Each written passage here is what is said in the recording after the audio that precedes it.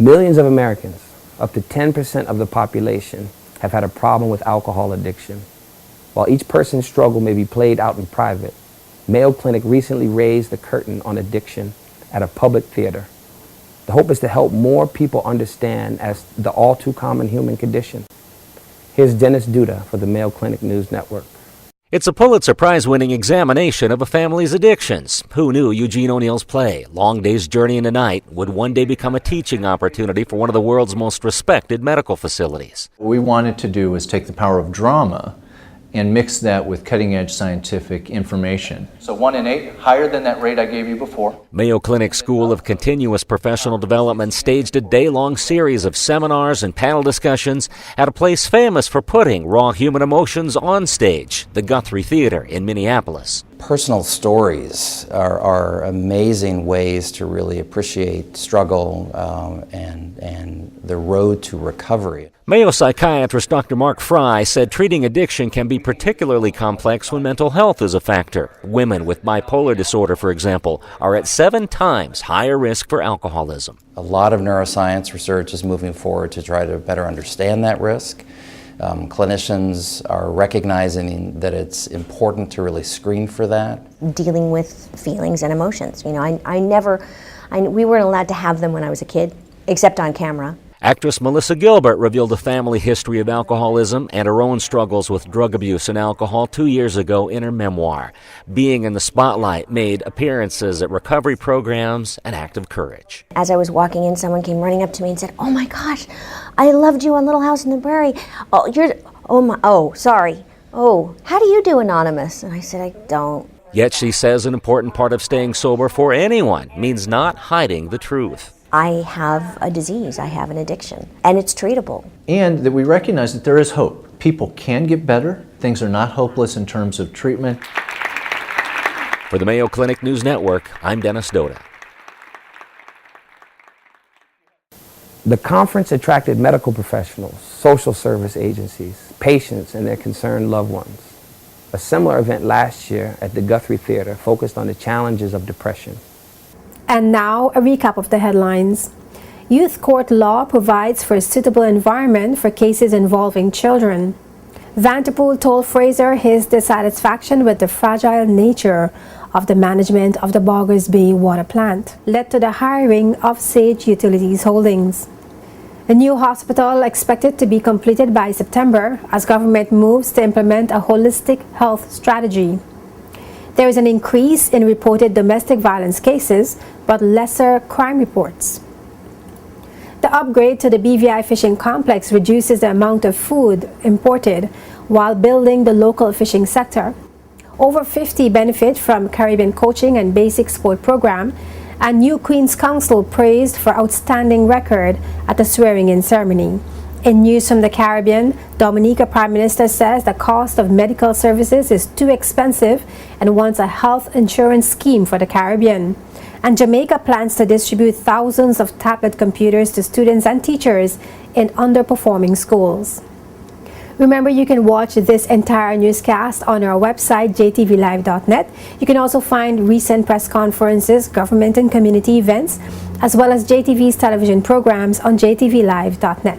We welcome your questions and comments. You can email us at jtvnews@hotmail.com. I'm Ino Suman. Thank you for watching. Wardrobe provided by Umi Fashions.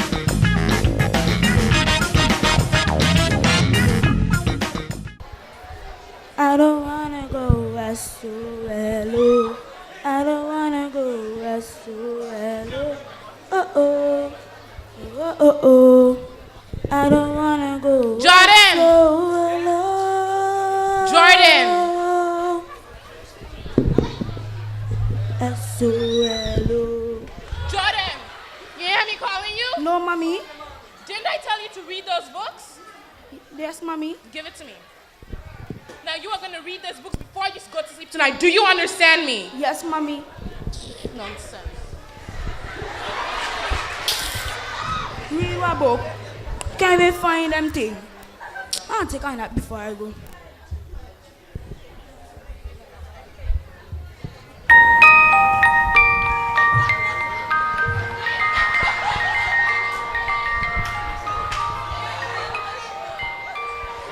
I need a drink.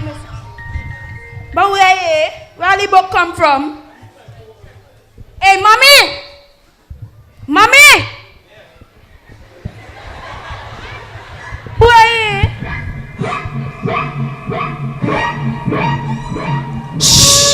Shh! Be quiet, little boy. Who you are? Where are you? I am the librarian, and this is the library. How I get here? Oh, but you must if you want to leave. Hey, look at poor Bob over there. He didn't want to read either. So I can read you here. Read.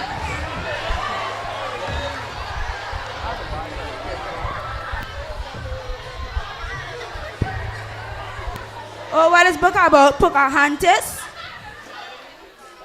Pocahontas' interaction with John Smith and the English settlers set the stage for early relationship between the Indian tribes living along the Virginia coast and the English settlers arriving in the area. It all started when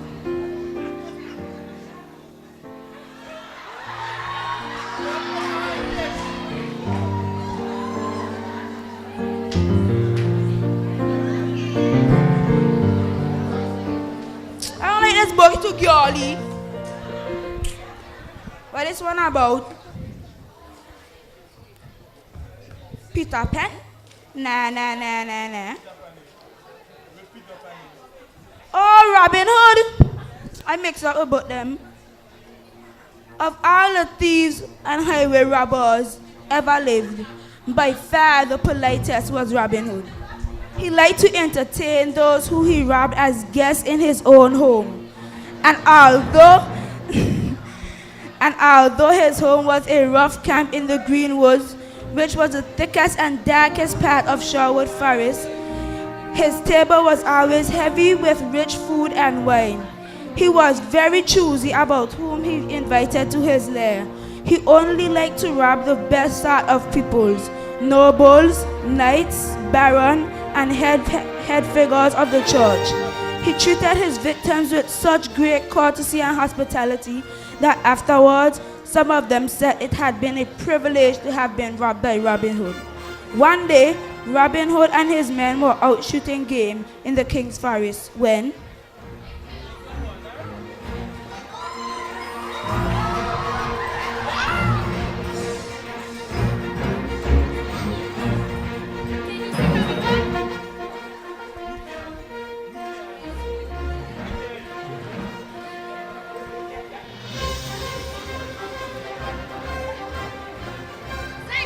no problem. Wait. Why did you steal a king's money? Oh, an interesting book. But I prefer something with more action. Treasure Island. Robert Louis Stevens wrote Treasure Island in 1881. It set the stage in the days of sailing ships and pirates, and telling the tale of the adventures of Jim Hawkins and the search for the buried treasure of an evil pirate, Captain Flint.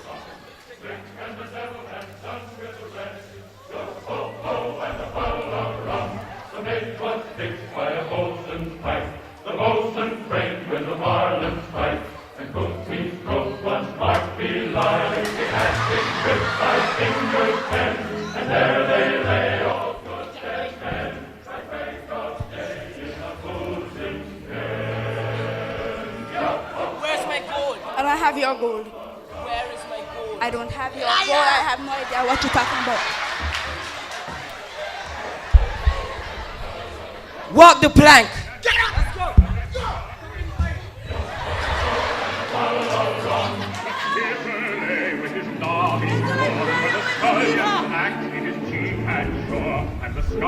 Oh, I got away. What an adventure. I wonder what this book about. Sherlock Holmes, Case of the Missing Library book. Seems interesting.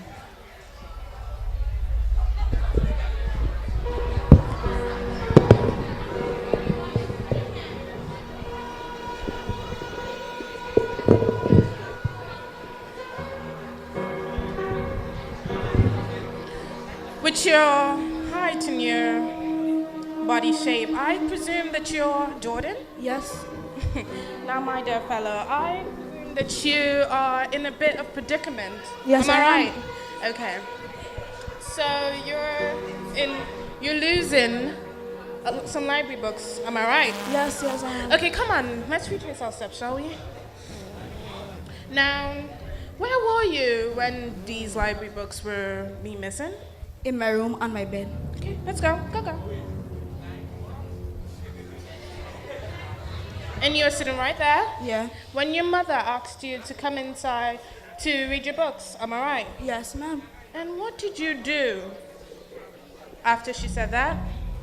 Well, you see, I couldn't find the book, so I said I'm gonna take a nap. Before you took a nap, what did you do? You threw your blanket right over there. Yes, I did. Go check over your blanket, would you?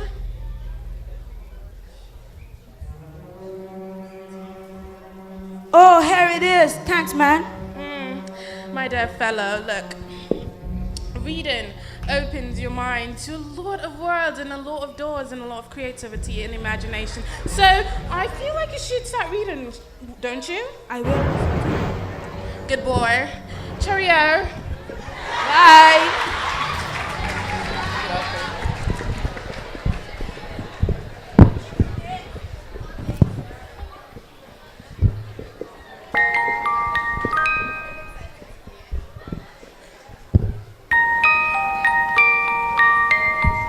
But in my room again.